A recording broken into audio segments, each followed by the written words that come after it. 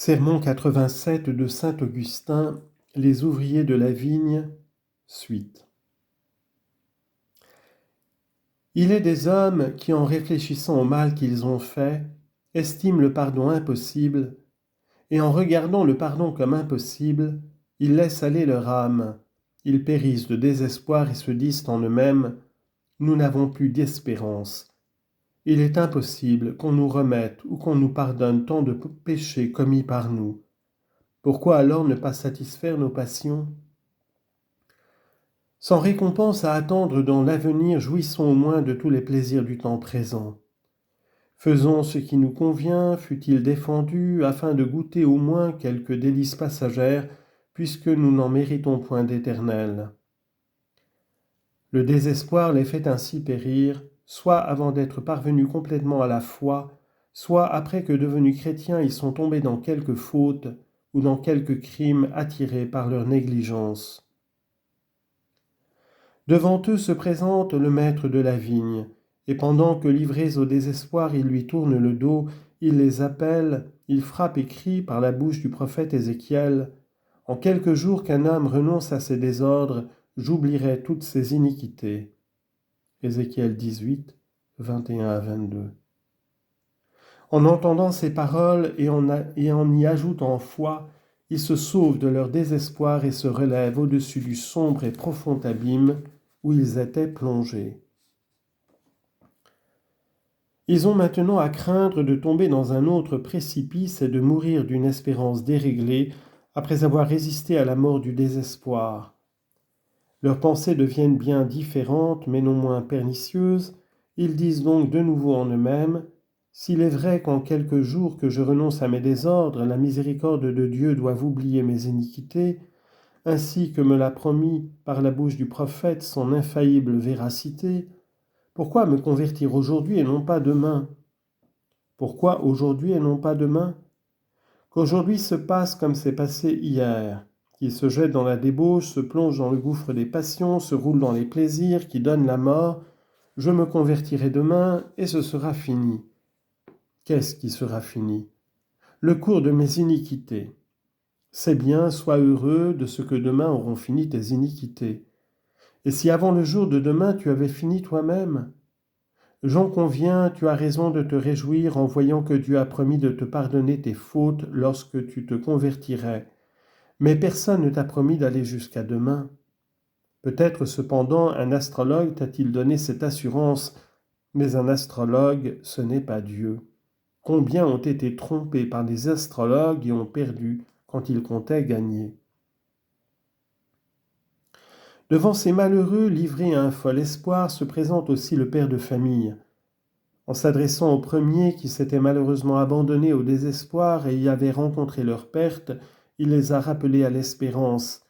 Et en paraissant devant les seconds qui cherchent aussi la mort dans une espérance déréglée, il leur dit par l'organe d'un autre livre sacré « Ne tarde pas de te convertir au Seigneur ».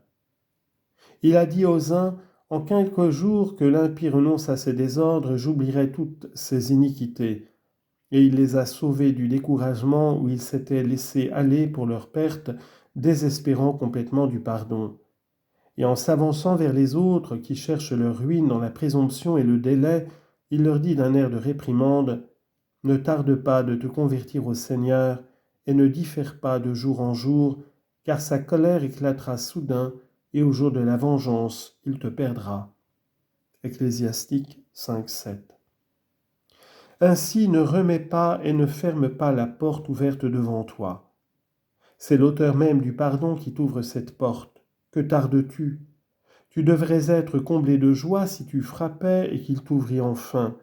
Tu ne frappes pas, il l'ouvre, et tu restes dehors. N'hésite donc pas. L'Écriture dit quelque part, à propos des œuvres de miséricorde, ne réponds pas, va et reviens, demain je te donnerai, quand à l'instant même tu peux rendre service. Proverbe 3,28. Si tu ignores en effet ce qui peut arriver le lendemain, tu connais ce commandement de ne pas ajourner la miséricorde envers autrui, et en différant, tu te montres cruel envers toi-même.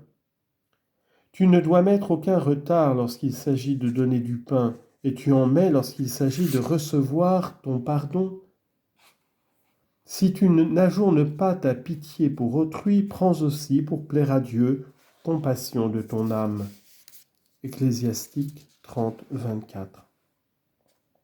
Fais aussi l'aumône à cette âme, non pas précisément en lui donnant, mais en ne repoussant pas la main qui lui donne. Ce qui fait quelquefois le grand malheur de beaucoup d'hommes, c'est qu'ils craignent de déplaire à d'autres hommes. Il y a de grandes ressources dans les bons amis pour le bien et dans les mauvais pour le mal. Aussi, pour nous engager à mépriser en vue de notre salut l'amitié des puissants, le Seigneur n'a pas fait son choix parmi les sénateurs, mais parmi les chrétiens. Le Seigneur n'a pas fait son choix parmi les sénateurs, mais parmi les pécheurs. Quel témoignage de miséricorde dans l'auteur de notre être. Il savait qu'en choisissant le sénateur, il le porterait à dire « c'est ma dignité qui est préférée », que s'il choisissait d'abord des riches, les riches diraient « à ma fortune la préférence », que si son choix tombait d'abord sur l'empereur, celui-ci dirait « on a égard à ma puissance », et que de même, s'il appelait en premier lieu des orateurs ou des philosophes, l'orateur dirait « voilà le fruit de mon éloquence », et le philosophe « voilà le mérite de ma sagesse ». Remettons à plus tard ces orgueilleux, dit alors le Sauveur, en eux quelle enflure. Il ne faut pas confondre l'enflure avec la grandeur. L'une et l'autre occupent beaucoup de place, mais elles ne sont pas également saines. Qu'on ajourne donc ces orgueilleux. Il faut pour les guérir leur donner plus de consistance. À moi d'abord ce pécheur, dit Jésus. Viens, pauvre, suis-moi. Tu n'as rien, tu ne sais rien, suis-moi. Suis-moi, pauvre, ignorant. Il n'y a rien en toi qui effraie, mais il y a beaucoup à remplir. La source est abondante, qu'on y présente ce vaisseau vide. Le pêcheur alors abandonna ses filets. Le pêcheur reçut sa grâce et il devint un orateur divin. Voilà l'ouvrage de Dieu, et l'apôtre en parle en ces termes. Dieu a choisi ce qui est faible pour confondre ce qui est fort. Dieu a choisi ce qui est vil et ce qui n'est pas comme s'il était, afin de détruire les choses qui sont. 1 Corinthiens 1, 27 à 28.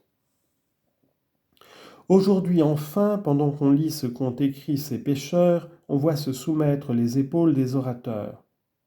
Ah, qu'on se débarrasse de tous ces vents stériles, qu'on se débarrasse de cette fumée qui s'évanouit en montant, que pour se sauver, on foule aux pieds tout cela. Supposons qu'il y ait dans une ville un malade et en même temps un fort habile médecin, ennemi des amis puissants du malade. Supposons que quelqu'un soit atteint dans une ville d'une maladie dangereuse et qu'il y ait dans cette même ville un médecin fort habile, mais ennemi, comme je l'ai remarqué, des amis puissants du malade. Supposons que ceux-ci disent à leur ami « N'emploie pas ce médecin, il ne sait rien ». Supposons que ce ne soit pas le jugement, mais l'envie qui leur dicte ce langage. Ce malade, pour recouvrer la santé, n'enverrait-il pas promener ces vains propos de ses puissants amis, et pour vivre quelques jours de plus, ne recourrait-il pas au risque de les offenser, et pour se délivrer de son mal, à celui que l'opinion lui a représenté comme le plus capable ? Le genre humain est aujourd'hui malade, non du corps, mais de l'âme. Je vois ce grand malade gisant dans tout l'univers, de l'Orient à l'Occident, et pour te guérir, un médecin tout-puissant est descendu du ciel. Pour approcher en quelque sorte du lit du malade, il s'est abaissé jusqu'à prendre une chair mortelle. Il donne des avis salutaires. Les uns le méprisent et ceux qui l'écoutent sont guéris. Ceux qui le méprisent sont ses amis puissants qui répètent « il ne sait rien ». Ah, s'il ne savait rien, il ne remplirait pas le monde de sa puissance. Ah, s'il ne savait rien, il n'existerait pas avant de s'être montré parmi nous. Ah, s'il ne savait rien, il n'aurait pas envoyé devant lui les prophètes. Et ne voyons-nous pas aujourd'hui l'accomplissement de ce qu'ils ont prédit ? Ce médecin, en accomplissant leurs promesses, ne témoigne-t-il pas de la puissance de son art ?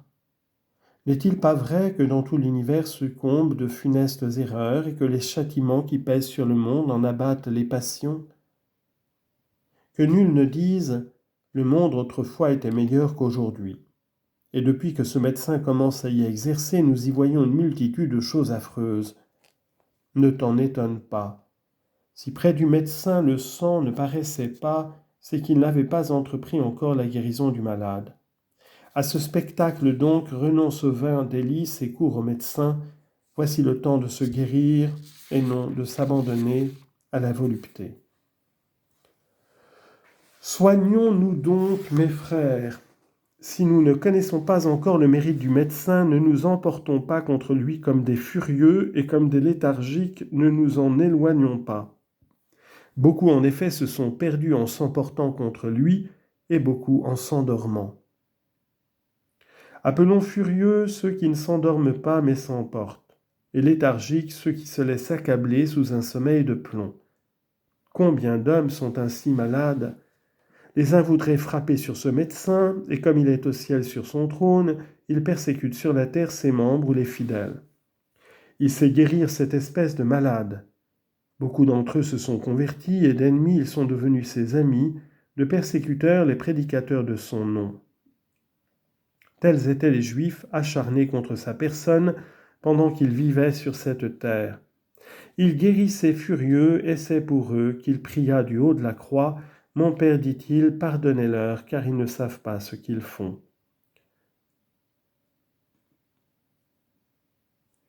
Dans beaucoup donc d'entre eux, la fureur se calma, comme une agitation frénétique qui s'arrête, et ils reconnurent Dieu, ils reconnurent le Christ. Lorsqu'après l'ascension, il envoya l'Esprit Saint, ils s'attachèrent à celui qu'ils avaient crucifié, et ils burent avec foi dans son sacrement le sang qu'ils avaient répandu dans leur fureur. Nous ne manquons pas d'exemple. Le Sauveur était déjà assis dans le ciel, et Saül persécutait ses membres. Il les persécutait avec une fureur de frénétique, un aveuglement étrange, une passion sans bornes. « Saül, Saül, pourquoi me persécutes-tu » Ces seuls mots descendus du ciel abattirent ce furieux, le guérirent et le relevèrent. Le persécuteur était mort et un ardent prédicateur venait de recevoir la vie. Acte 9.4.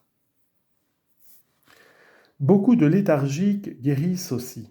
Ce sont ces malades qui, sans s'emporter contre le Christ ni faire de mal aux chrétiens, diffèrent leur conversion avec une sorte de langueur qui se révèle dans des paroles d'assoupissement. Ils sont indolents à ouvrir les yeux à la lumière et on leur devient importun en cherchant à les éveiller. « Laisse-moi, dit ce léthargique dans sa langueur, je t'en conjure, laisse-moi. Pourquoi ? Je veux dormir. Mais ce sommeil te fera mourir. Et par attrait pour le sommeil, je veux mourir, répond-il, et moi je ne le veux pas, reprend plus haut la charité. Il n'est pas rare de voir un fils donner ses témoignages d'affection à son père déjà vieux, et dont la mort viendra dans quelques jours puisqu'il est au terme de sa carrière.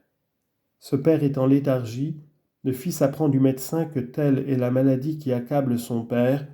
Le médecin lui dit même « Réveille-le, et si tu veux prolonger sa vie, ne le laisse pas dormir. » Voyez ce jeune homme près du vieillard, il le secoue, il le pince, il le pique.